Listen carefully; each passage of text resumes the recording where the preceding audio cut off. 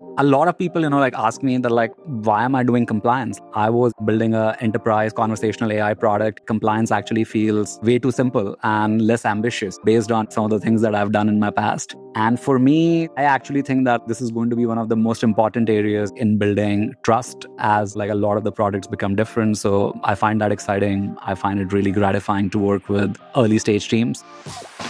Welcome to SaaS That App, Building B2B Web Applications, the podcast where we share real-world stories, practical advice, and tech insights for those building or thinking about starting a tech-enabled business. I am your co-host, Aaron Marchbanks. And I'm Justin Edwards. Each week we bring you the stories, strategies, and insights you need to build your SaaS or tech-enabled business smarter, not harder. Let's dive right in.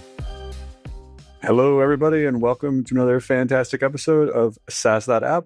I'm joined today, as I always am, by my bow-tied and bespectacled companion, who is calling in from the center of a dishwasher, or actually the American Middle West. But they feel about the same if you walk outdoors in this moment. How you doing, my friends? I'm waiting for the heat dome to crack. It's brutal. All we get this summer is one of two things: 5 inches of rain falling, or 100 plus heat index. Those are your options. So you're either wet because it's raining or you're wet because it's a sauna. Neither are particularly conducive to marathon training, then. No, not even a little. However, my wife is loving life. This is like her atmospheric phenomena. She absolutely loves it. So as soon as she gets home, she's heading out to the back and I wave at her nicely from my air-conditioned window. Well, speaking about waving at people, how's that for a segue? We're joined today by Varun Jain. Varun is a co-founder and CEO of ComplyJet, an AI-powered compliance platform that gets SaaS startups ready for audits, SOC 2 compliance, HIPAA, a bunch of other frameworks as well. He's a Stanford MBA. He spent about 15 years building products before he started ComplyJet, including some pretty impressive enterprise AI stuff. Got a couple patents with his name on them. Super impressive. Varun, welcome to the pod. Glad to be here. And recently, I was traveling in Southeast Asia, Aaron. In Vietnam, they told me there are only 2 seasons. It's hot and hotter. So you may want to check that out, given your feelings about the heat dome in Midwest right now. Yeah, I'm definitely getting acclimated to what's going on. So I feel like I should just scope it bigger.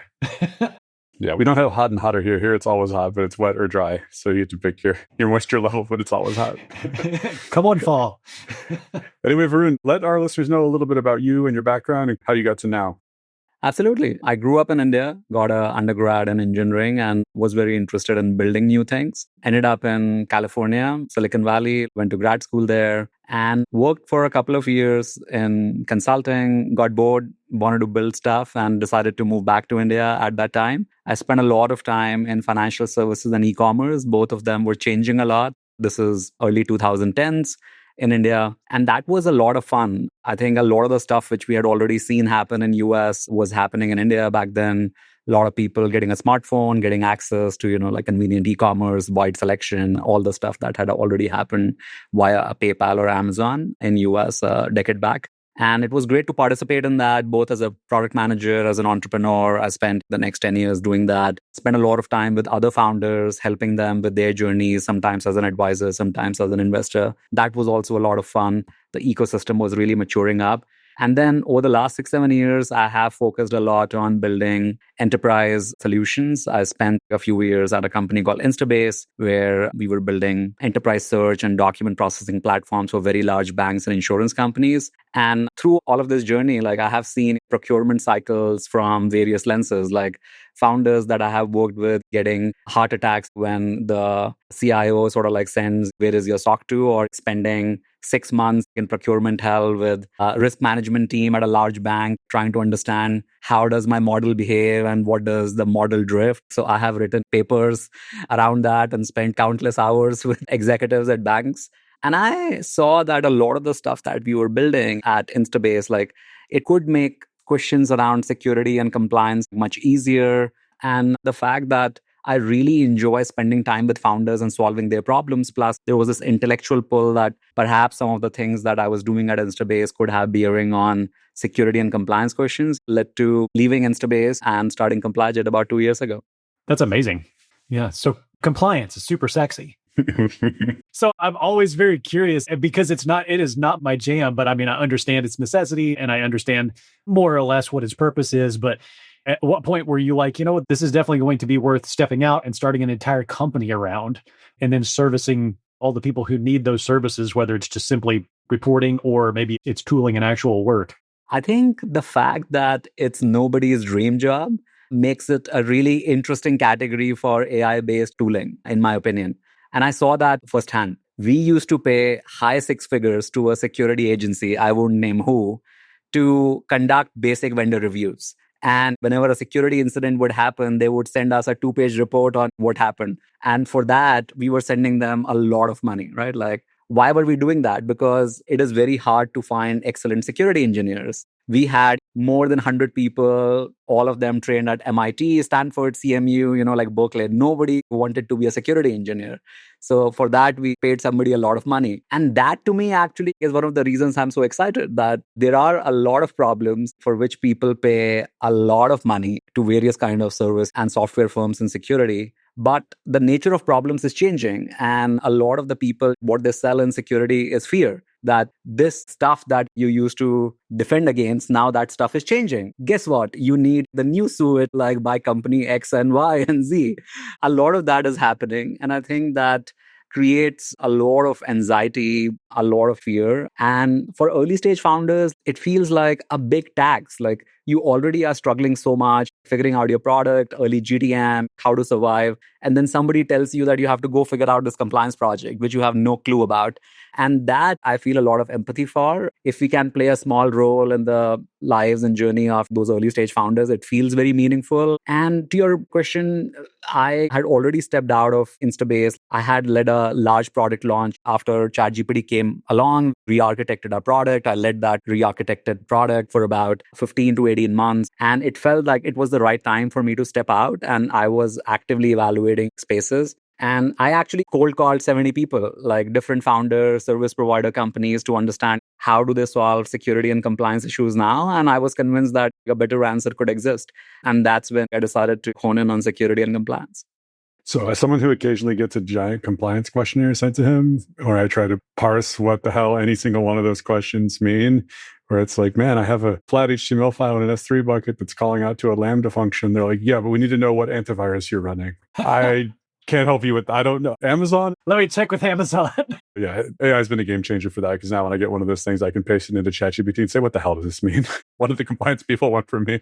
So as things like I'm doing that manually on my end, it makes total sense to me that this is a really big opportunity for someone to come into that space and kind of shake things up. Especially, like you said, we routinely prepare clients for 6 figures of getting audit ready with just CPAs and everyone else who's involved in that. So can you tell me a little bit about cutting in as the new kid with a new technology-powered kid in this giant incumbent space and kind of what that's been like and what you're doing to kind of shake things up and make a splash in the market? Yeah, I think we have decided to swim in with the big boys, and we believe we can do that. The important thing is we are sticking to one lane. A lot of new startups feel the pressure to do everything for everyone. And we have also gotten a lot of inbound attention from people who want to partner, very large, like mid-market and enterprise organizations who see us as like an interesting alternative to some of the large incumbents in the space. And we have said no to all of those opportunities because we do not have the organizational capacity. We stay focused on early stage small companies, mostly less than 100, 200 people. They are usually doing revenue of less than $10 to $20 million every year. What that means is that they really do not have a dedicated security or compliance team. For them, the use of software plus the guidance we are able to provide is really a replacement of a dedicated hire they may have to have or a consultant. Therefore, the value is very high. And we are able to build everything, whether it is our platform or how we talk about it, in a very, very focused way. The aim is to have a brand which resonates really deeply with these small companies. And everyone else should feel like, oh, this is not for me. And as the product building has become much easier with the AI tooling, I think the importance of a clear narrative and storytelling is even higher. As I tell my team, imagine our buyer is a mom, like walking into Walmart and there are 100 boxes of cereal. How do you make sure that she picks up your cereal box, right? Like there are 50 other compliance platforms. And all of them talk about the same thing, that we integrate with hundreds of tools and we'll get you audit ready and we will coordinate with, like the story is the same. How do you make sure that your story resonates? And I think that software builders actually have a lot to learn from consumer goods companies. How do you really invest in brand? How do you tell a story? And that's something that we take very seriously. Content and the brand building has been a big focus of attention for both the founders. I think like it's working well. Like we have been very surprised. Like our initial GTM has been very focused on North America. Most of our customers come from United States, but we have customers from about 25 different countries already. Like there are entrepreneurs from Jordan, Poland, Denmark. They're all finding us organically through various channels. And I think like that has been really satisfying to see that like there is a lot of inbound pull for what we are doing. And I think that content-based distribution has been a big contributor to what has been working well so far, Justin. Real quick, this episode is brought to you by Delta Systems, which is what Aaron and I do when we're not talking through microphones to you, the people of the internet. We've got a really, really great software team here, and we love to work with cool people on cool projects. So if that sounds like you and you've got a problem or you're in some kind of a jam, go to deltasystems.com, grab a time with us. We can beat up on your problem together, and if there's a fit there, amazing, we'll help you out. So deltasystems.com, grab an appointment, and hey, maybe we can work together. So you talked about it a couple of times now, but tell me a little bit more about what your lane is. I really respect that. And we talk about that internally too, right person, right seat, stay in your lane. This is someone else's tasks or jobs, but versus these larger organizations, these other incumbent services, what would you say is your lane that differentiates you from all that as I'm in the cereal aisle trying to pick you out? Absolutely. We are catering to only these small SaaS software companies. What that means is that there are no workflows in the product which cater to bigger companies. Most of the incumbents also started with a very simple experience, but they have become much more complex as they have started to cater to workflows of larger security teams at a mid-market or an enterprise company. Whereas a 20-person company or a 5-person company who is looking for their first SOC 2 certification, a lot of time they are looking for guidance and exactly how do I get through this. They are not looking for, I have been doing this for 5 years and I want to build a lot of automation for my own internal security dashboard. And a product can try to serve this full spectrum. And that's one of the biggest challenges in enterprise product management. How do you deal with all these different segments? We have decided to keep our job really simple. We have a tiny team, very little resources, and we are saying we will only do this much and nothing else. There are a lot of times when people come to us, they evaluate us and say we are not a good fit. And that actually is as satisfying to us that like we are not trying to be a fit for larger teams. And it's great that they look at us and they find out holes. Like you do not have SSO, you do not have very deep RBAC, like based roles and hundreds of things like that. Like hundreds of those features are Instabase, right? Like I was serving the whales and the 900-pound gorillas of the world. So we know exactly how to build all of that. We have built some of those security foundations on the platform. But when it comes to features, we have kept it super simple. And I think the second piece, which is very important in compliance and security, is a lot of people are not experts in this. There is a lot of anxiety around it. Therefore, the importance of guidance and support is paramount. And when you are a small customer of a massive incumbent, you get 5 different CSMs in a year. Nobody looks at your support ticket for 3 days. You need to buy an extra add-on support plan to get any response. And that's where we outshine every other person on the planet. We promise extraordinary customer service. We deliver it. Founders are on dedicated Slack channels with every customer. We are responding within 10 minutes to every query coming in. And it is a CTO telling you exactly what you need to do in your system rather than like a support engineer playing ping pong with you and saying, I'll get back to you. And I think a lot of people, like they come in because they think it's a smart choice, affordable, but they love us for the support. And then they become the people who are sort of like our big cheerleaders. There are like more than 10 founders who have shared their calendar link with me. They're like, anybody wants a referral, just send me my calendar link and I will go and talk to them for you. And that shows that they really value what they have gotten out of ComplyJet and the service we have provided. And I think business is not very hard. Like we make a promise, we try to over deliver on that promise and people see that and we are available for them anytime they want it. And that's what people want when they bring a vendor on. It's not very complex than that. I see a lot of analogs with our space where security and compliance are intimidating. A lot of times technology and software are intimidating. So when people come to us and we have a similar partnership model, we try to go really above and beyond with communication and customer support and service. And funny kind of to tie up the analogs as our customers moving into this confusing space. I had kind of a two-part question with that. So the first part would be, when should or would someone consider going for one of these certifications? Is that going to be something that's enforced on them that they'll know about by the circumstance that they're in? Or is that something that they should kind of proactively do so that they have it when they need it? And the second part of that is, can you speak a little bit to the difference between security, compliance, and kind of how they interact with one another? First-time founders behave very differently when it comes to compliance versus people who have done it before. Most of the times we see first-time founders get the compliance pushed on them by the sales process. They try to, go without compliance for the first few buyers. And then when they start to hear a few no's and a hard no, perhaps from a big prospect, then they realize that, yes, I need to get my ducks in a row. And I think that's reasonable. Even with all the best solutions out there, and ComplyJet is one of the alternatives, it is still some amount of time and resources that you will spend on compliance project. And unless you see a very clear ROI on that, I would not advise any founder to go ahead and do that. This is slightly nuanced based on the industry you're operating in. If you're in a more regulated industry like healthcare and you're going to work with payers or providers, or you are in financial services, you are trying to work with regulated and confidential financial services data, then it's better to get ahead of the problem. If you are successful in building any GTM traction, you'll probably need this.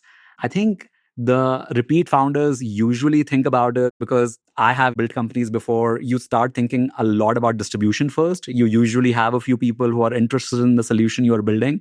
And there we sometimes see people come to us even before they've incorporated. They're like, I'm going to do this in a month's time. I'm going to need this. Let's see if you're a good fit for us, and we will start using your services. So we see a lot of different patterns. The good news is that with technology, the cost of compliance has come down a lot. A small company used to spend more than 50 grand on a SOC 2 compliance even like 5-6 years ago.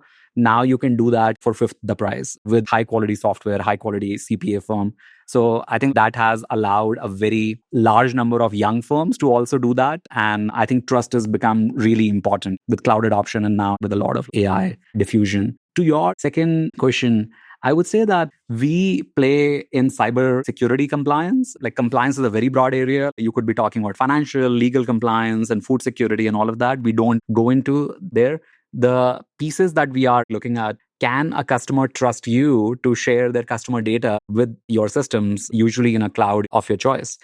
And that usually requires you to follow a set of best security practices, which is what all of these security frameworks are prescribing, like SOC 2 or HIPAA. And getting ready for any compliance certification is essentially a journey of making sure that you're following those best practices.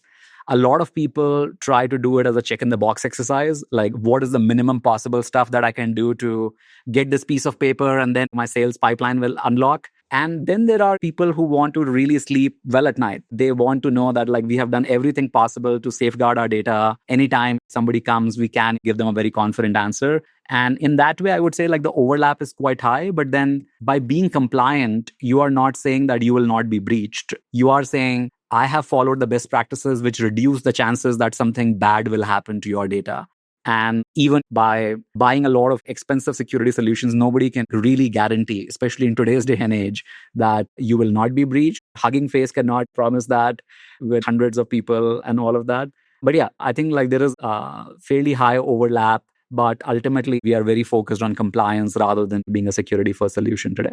Yeah, I think that's a huge misconception that still exists. I mean, even in this day and age where we've had things like antivirus and anti-malware since like the 80s, people entered into that space thinking, well, I have this. It's like being, vaccinated, right? 0% chance I'm going to have to deal with this issue, or I'm not going to get a virus or malware because I have this thing and it's installed and it's working back there. So I think it's great that you called that out. There are no guarantees. One of my very good friends said the only way that you can guarantee security on the web is not to attach to it.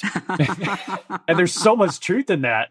So talk a little bit for me about the organizations that you enter into. First Pass, obviously, this is something that they're doing for the first time for whatever the reason might be. They're engaging with you. They're going through this compliance. And I think, or I would be surprised to find out if people didn't think that this was maybe just like a one-time thing. It's like, once I get the piece of paper, I'm in good shape. Nothing has appreciably changed since then. I don't have to worry about it going forward. Talk a little bit about what happens after you get that initial level and why it's important to continue to maintain that and to continue to, as you say, check those boxes. I think that's a great question. We see that, like all the time. A lot of people think of it as a one-time exercise rather than something that you do continuously. people realize that essentially compliance and security deal with two or three main kind of entities inside your organization. What is happening to the people inside your organization? What is happening to all the different devices in your organization? What is happening to the resources in your cloud or your code base? And a lot of the compliance certifications are about tracking what are the changes to all of these entities. Do they have access to the right data? Are they being managed in the right way? And there are always changes, especially for a software company early on in their life, where you may have started with AWS, you want to, migrate to GCP tomorrow for cost optimization, or you are bringing on a lot of new contractors to, work on some new solution. And people realize that an audit firm is really looking at your history for what you have done over the last few months or a year. And they are going to give you an attested report based on your behavior during that period. And it is not something that you say once. It is a bit like grading homework in a school. The fact that you passed with flying colors in grade 1 does not mean much for what's happening in high school. Hence, you have to go back to the well every year. And I think the second aspect of this, especially if you're dealing with more regulated customers, they actually want that your system should be monitored continuously by a service like ComplyJet. You could be using some other security monitoring service like Datadog, and there are hundreds of others, because that provides them more comfort that at least there is some service that somebody is looking at. If some issue were to happen, then some red flag will come up.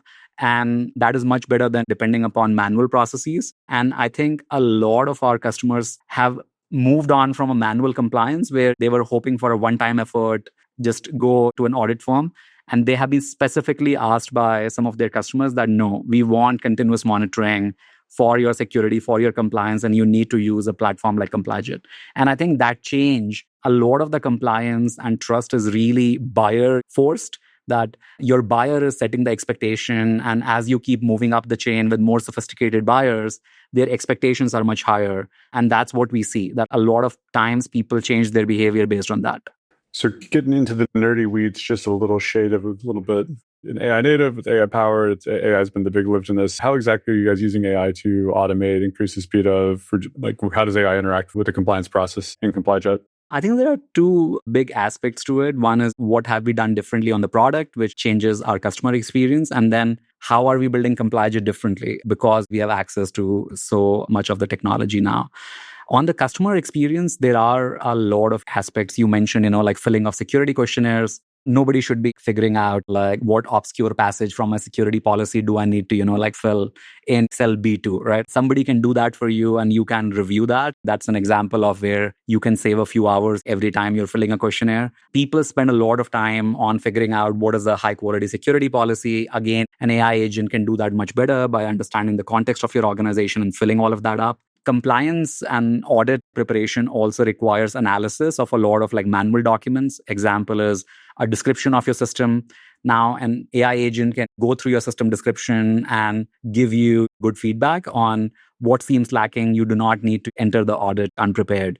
A lot of that checks and balances can be provided. So those are some of the things that we have done using, I would call them very targeted AI experiences. The value is a lot of people think about having a omniscient, chatbot, which can tell me anything about my compliance program. And most of the people in our customer base do not care about that. What they care about is getting ready for the compliance and getting ready for the questions that the audit firm or their customers would ask them. And hence, a lot of the experiences that we have built using AI have focused on that. On the other hand, we are about a 10 people company competing with people who have about 100x more resources in terms of their balance sheet, their team size. And I think it wouldn't have been remotely possible even 2 years ago to build the product that we have built. We integrate with about 350 different tools out there. It was not physically possible to build so many integrations before Cloud Code or ChatGPT Codex was around. The surface area of a GRC platform is fairly wide. And I think that we have been able to, build very quickly. And my co-founder had a lot of past experience in security platforms. Both of the things together were very helpful. And I think in other areas also, we are figuring out what does the elite look like for a human plus AI workflow. I think a lot of people look at what they used to do before AI and trying to automate that. Our approach is a bit different. We think about how can we change the full workflow? Does it even make sense to automate what used to exist? Are there new possibilities that we can think about? And that has been pretty interesting for us on a GTM process, whether it is sales, whether it is marketing, whether it is customer success. And that's what we are constantly asking ourselves. And I think curiosity is the biggest thing. Like, where does the frontier lie? I think the frontier keeps changing. The possibilities keep changing. And you have to keep asking yourself, what is possible and what is important for our customers? Like, based on that, we figured that out. So I think we have been curious students over the last 18 months and intend to remain so over the next few years. That's great. You talked a little bit about how AI is affecting your service offerings, what it is that you can bring to your client base. I'm curious about the flip side that you're seeing. Obviously, compliance and all the regulations and such, they change a lot as well that they should. I don't know, but I'm sure that they are changing very rapidly now with the advent of AI. So when you're talking to a client, and you mentioned this, how do you talk to the clients about their now expanded exposure service and what you all are doing to keep up with that, to make sure that they remain in compliance and that they are secure and that this isn't something that they're going to get left in the dust on in another 3 months? As usual, Europe is leading all of us on regulation side.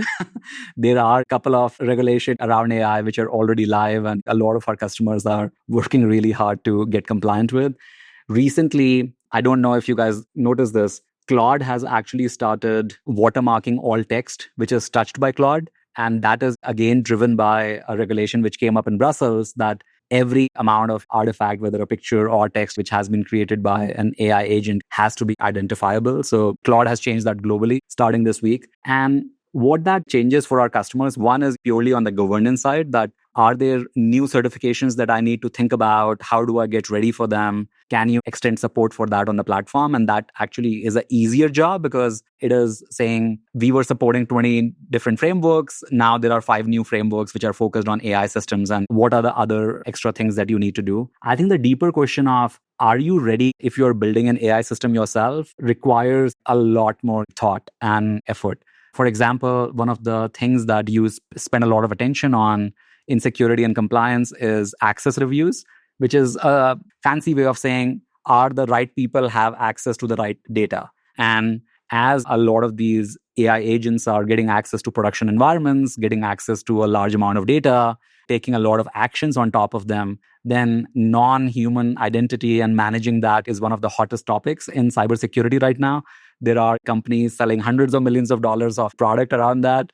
And that is something that a lot of our customers are starting to grapple with. Those questions are much more important for larger companies. And therefore, I would say that a lot of our customer base is still thinking about what are the first few steps of security and compliance and not dealing with some of these more gnarly questions. But they are on the horizon because both small and big companies are starting to use non-human agents in a very significant way inside their companies. Yeah, that's interesting. Just the growth curve of like everything, and certainly extending into compliance is just crazy right now. How anybody keeps up with even what's in their space is just sometimes mind-boggling to me because it's so rapidly changing. And it's not just that stuff gets added to it. You would think it would be an additive sort of thing, but it's also the stuff that already was in place for many, many years. That also is changing. And so not only are you adding, but it's changing, and it's doing so at such a rapid pace. It's just wild to me. Yeah, the hockey stick has arrived, as they say. Oh, yeah. Yep. So we've talked a little bit on the show about good ideas or things to be considerate of if you're a new founder, in particular, a new CEO, a new entrepreneur, and how the barrier to entry for new products and things like that has gotten so much lower that there are more people that are now entering the market, all the different markets that are out there. And one of the things that we had talked about on the show, among things that you need to be considerate of earlier rather than later, were things like copyright and branding and protecting your organization, even though it hasn't, gone to market yet, but in preparation for that, because the legal side of that later is really expensive or sometimes almost impossible to rein back in if you've kind of missed the boat on that. So my question to you is basically the same thing, but on compliance. What is something that founders or new startups need to consider pretty much right from the outset? Otherwise, it's going to wind up being very expensive or very difficult to do later down the road. I think one of the areas where you assume a lot of compliance debt is managing all the stuff around onboarding people, like how do you manage contractors, who gets access to, which data. And people usually think about compliance as a set of shiny enterprise-ready policies, and it's really not. I would think of compliance as more of a data audit where somebody comes in and looks at your logs of people, what did they do and when did they come, who got access to what, and how was that access provisioned. So building simple systems even early on around them. For example, it could be a new person comes in and requests access over your project management tool, which could be an Asana or a Notion, goes a much longer way than saying somebody just pinged me on Slack and I gave them access to the root account in AWS. That does not go very far. That's, like one area where I would say, how do you provide access to critical systems inside your organization? Like that's something you want to be mindful of from day zero, because it improves your security posture. It makes it much easier when you go for your first compliance audits. Therefore, I would get that right from day one. No, that's great advice. I appreciate that very much. I got one more and then I'm going to throw it back over to Justin, but just kind of flipping everything on its head. So we've talked a lot about good hygiene, if you will, for compliance that kind of starts from the beginning. So what is something that is out there in the world, a security belief, a compliance belief, something in the industry that is treated as gospel that you think is wrong? I think a lot of people treat security as a set of really archaic and hard things to understand. And in my experience, that's a fear-based psychology which has been built in over the years, that like, this is hard, you do not understand it, you need to bring in outside experts to figure this out, pay them a lot of money. And I get it. Fear-based selling is super effective and it has been utilized really well by the security industry. And I'm part of that. And I think a lot of that is just completely wrong. The set of basic security practices is no different from how you think about a good sales process, a good engineering process. There are a few basic things you want to get right. And especially a lot of people go and hire security lead, somebody super experienced as they start getting bigger. In my experience, investing an engineer who sort of like really understands your systems and get them to take a lead on your security stuff is a much better path. Very similar to, it's the PM question that like, when do you hire the first PM? And usually the right answer is that like promote somebody from inside who already was an engineer or working closely with the founders. And that's what I found, that get somebody who's already very familiar with your systems, get them to dedicate more of their time on security. That's a much better path rather than getting an outside expert as a consultant or a full-time hire. I think that makes a ton of sense. And yeah, I'm always skeptical when people want to hire in these really high-end C-suite roles for small companies, where it's like, you probably don't need that. Like you probably need something like ComplyJet and a little bit of attention to detail and some folks inside who can spend some cycles to make sure you're doing the 80% or the 90% well and leave that last 10% for when you get huge. So that makes a ton of sense. Yeah, I was at RSA earlier this year, and the head of cybersecurity practice at the top 3 firms basically talked about it's all about discipline of the process. And if you focus on the discipline, then 90% of the shit that people face in terms of security incidents and breaches will not happen. But staying disciplined, it's like being an athlete. Do you wake up at 4 a.m. and go train every day? Do you do your security stuff every week, every month? If you do that, then you don't need the expensive security consultant. Yeah. I like to tie back to health and fitness too, because the guru is not going to save you. What you have to do is you have to not eat like crap and get up and go to the gym every now and again. You don't need you don't need a $20,000 training program. You just need to eat a vegetable once in your life. Consistency wins every time. We famously have our last question here, and it's about time to pivot into that. So what's something we should have asked you about that we didn't? What did we miss? What's something you can give our audience that we missed teasing out of you? A lot of people, ask me that like, why am I doing compliance? I was building an enterprise conversational AI product. Compliance actually feels way too simple and less ambitious based on some of the things that I've done in my past. And for me, I actually think that this is going to be one of the most important areas in building trust as like a lot of the products become different. So I find that exciting. I find it really gratifying to work with early stage teams. So it was the right move for me. But a lot of my friends and peers were very surprised when I chose to go into compliance after what I was doing earlier. Yeah, you seem like such a nice, interesting guy. I was surprised too. So I'm no, just kidding. Just kidding. Cool. Well, thanks so much for sharing your wisdom and your insights with us, Varun. Aaron, thanks for hanging out with us too and putting Varun through the ringer here. Thanks for watching another episode of SaaS That App, and we'll catch you guys next time around. Cheers. Thanks all. Thanks for cruising along with us on SaaS That App. We hope you grabbed some insights that were inspiring, actionable, or at least entertaining. If you enjoyed the show, don't forget to subscribe and leave a review. Until next time, keep building, Keep growing and keep those apps sassy.